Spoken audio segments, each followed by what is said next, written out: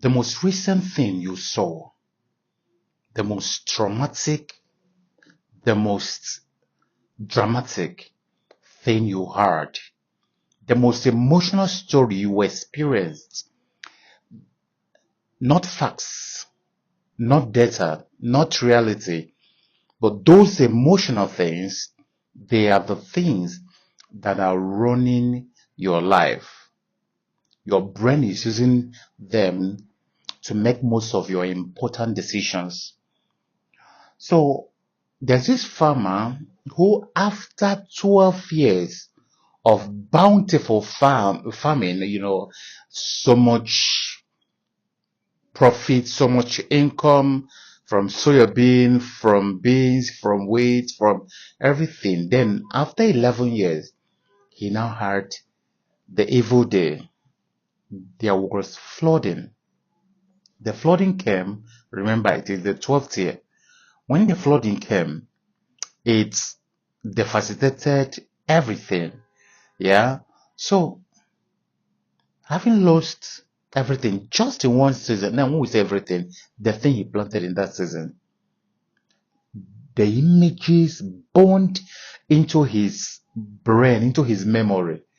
The waterlogged fields, the collapsed storage, the financial loss, the sleepless nights, the produce that were destroyed. So the following planting season arrived, his farm was entered. The soil was actually richer because of, the flood sediment. Agricultural experts confirmed to him it was an exceptional year to plant. His peers were preparing their fields for planting, but this man refused to move. What happened? Every time he thought about planting, the flood played back in his mind. I know you've been in that situation. Like a movie on repeat. It's vivid, visceral, overwhelming, traumatic. He told anyone who listened, farming is too risky. I've seen it firsthand. I've seen what it can do. I'm no more interested. I've given up. He didn't plant that year. His mates had too many beautiful harvests. He didn't plant the next year. Now, he thought he had wisdom. Anybody who wanted to plant, he would tell the person, I am telling you, it's so risky. Just 1 year destroyed his 11 years of good. Don't be like that. What he called wisdom, what he called knowledge was actually bias. Okay? It was actually bias. His brain had taken one traumatic, emotionally loaded event and did what? Elevated it above 11 years of consistent evidence. The flood was available in his memory, loud, vivid, and recent. The 11 good years were quiet, distant, and easy to forget. He never stopped farming because farming stopped working.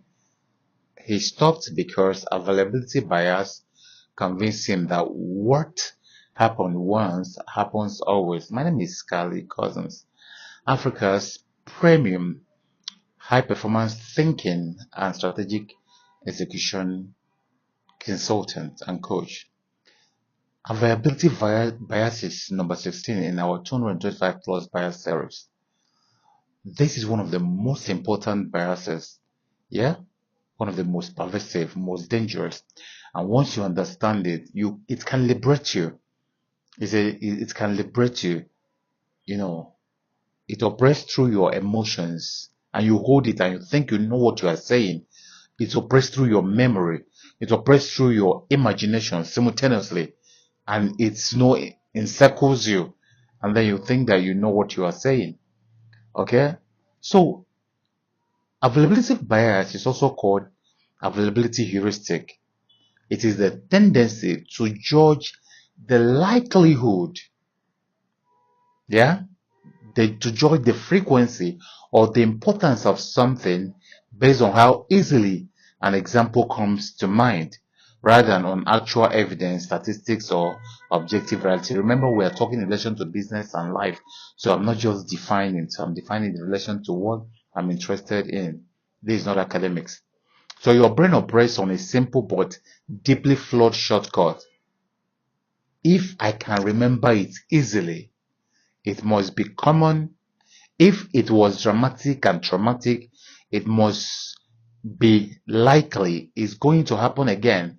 If it's happened recently, it must be the norm.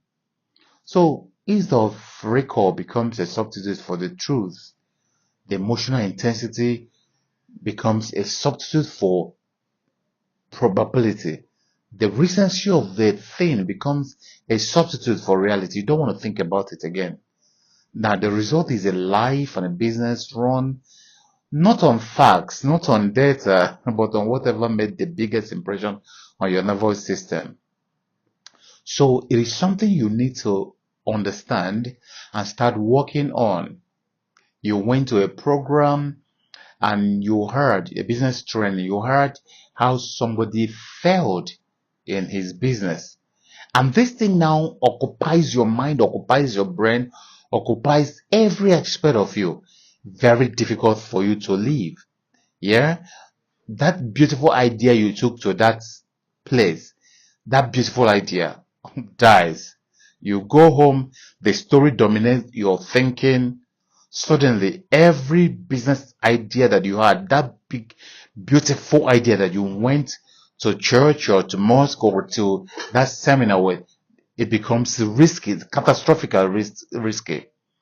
You stop your lunch, you second guess your investors, you water down your vision, then you say, I can't go ahead. Yeah? But statistically, everything was right.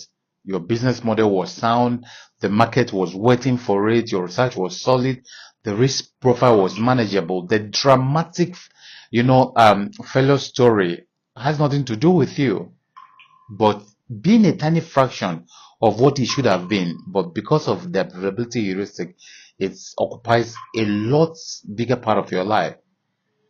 Yeah? The recency took primacy. The brain promoted it to the status of likely outcome. So you must understand this availability heuristic. Most times in our relationships, in our, judgments, those things that come easily. No, I've been there before. These people. Ah, you know. Now, the same happens also on the opposite. An investor hears about three friends who made extraordinary returns in cryptocurrency last year. Oh, the stories were so amazing and exciting, concrete, close to home.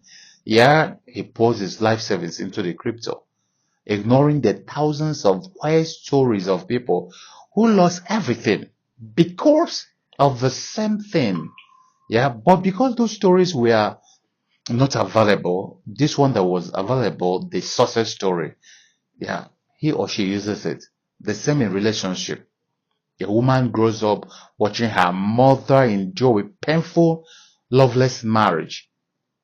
That image, vivid, prolonged, emotional, searing, traumatic, will become the most available reference point for what marriage looks like. The same for a man. So when a good man comes or a good woman comes along the way, yeah, very consistent, loving, emotionally present, she finds reason to destroy it. She sabotages the relationship before it can hurt, because, she tells herself, I've seen it firsthand, how marriage ends. It is not always this I love you thing. In marriage is different. You see, she said she has seen it all, but that's not true. She hasn't seen it all. What she saw is how her own parent marriage ended. She has only seen one, the one most available to her memory, and her brain promoted it to a very universal, yeah, very universal truth. Now, a man has one business partner that ended in betrayal, painful, public, financially damaging. Now, every potential collaborator is a suspect. Every opportunity for partnership is met with suspicion. He operates alone, limiting his growth. He doesn't trust his workers because one available memory has become his entire database on human partnership. So you must understand. You hear men say, "Oh, women are all bad," or you hear women say, "Men are scum." You need to watch it. Now there are three moves you can immediately apply. Number one, you need to expand your data set deliberately. When a vivid story, positive or negative, is influencing a major decision, pause and ask this question. Is this one story representative of the whole picture? Now actively seek out broader statistics, wider research, more diverse experiences. One flood does not define farming. One person from a tribe does not define the tribe. One betrayal does not define all partners. One failure does not define all ventures. Force your brain to work with a larger sample size, a larger population size. Now, number two, separate emotional intensity from statistical probability. Train yourself to ask, is this outcome actually likely, or does it simply feel likely because of how dramatic it was, or how dramatically it was presented to me, or how dramatically I felt it? Plane crashes feel more dangerous than car rides because they make headlines, but statistically, you are far safer in the air. Emotional volume is not the same as factual frequency. When a mishap occurs, it is so promoted that people become so afraid. But you see, every day car crashes happen. You need to learn to distinguish between the two. So number three, create a personal evidence journal. So document your actual business result, your relationship patterns, your real track record over time. Now, when availability bias tries to promote one dramatic episode above your entire history, now you need to do what?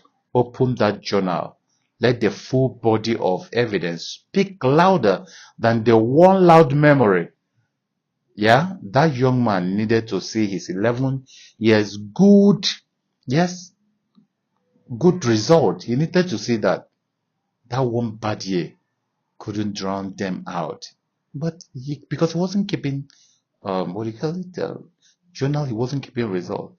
He just forgot the cars he bought, the houses he built, the children he had trained through that. Now, I want you to always ask yourself this question. Yeah. Now, into your business meeting, your investment decision, your relationship conversation, always ask, is what I'm about to decide based on the full truth or just the loudest memory in the room or the loudest dramatic memory I had? Now, because availability heuristic or bias doesn't feel like a bias. It feels like wisdom. It feels like I've been through this before. I know what I'm saying. I know the end. I know how it feels. You have not been through it. But what you've been through before is one data point, not the destiny. The young man's farm was ready. The soil was rich. The season was right. But his most available memory caused him to harvest and nearly cost him his future. Don't let your loudest memory, your loudest bad relationship, don't let them overrule your greatest opportunity. The evidence of your entire life is richer, wider, and more helpful than one bad story your brain keeps playing on repeat.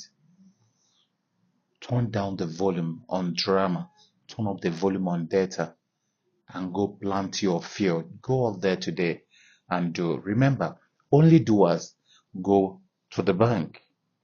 So, by 16 dawn, the young man eventually went back to farming and had his best harvest yet. Your comeback is still possible too. Share this today. Share it with someone you know. Stop planting because of one bad season, one bad relationship, one bad betrayal. Share this with that person, and check the comment section or the link in the bio and be part of Dr. Kali Cussons master classes and webinar series. See you tomorrow.